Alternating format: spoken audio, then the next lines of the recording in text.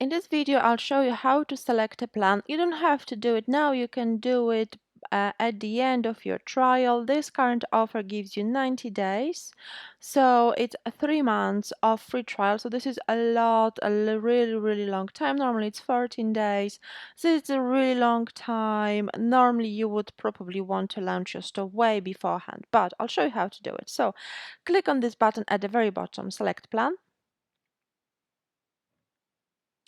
And in the next window, on the next page, you will be able to select one of those 3 plans. I recommend starting with just a basic Shopify.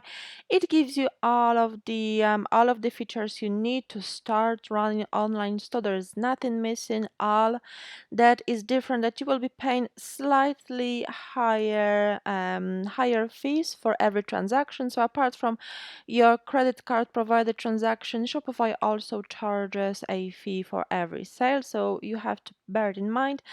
The difference is also that you've got only 2 staff accounts apart from your own, and obviously 4 different locations.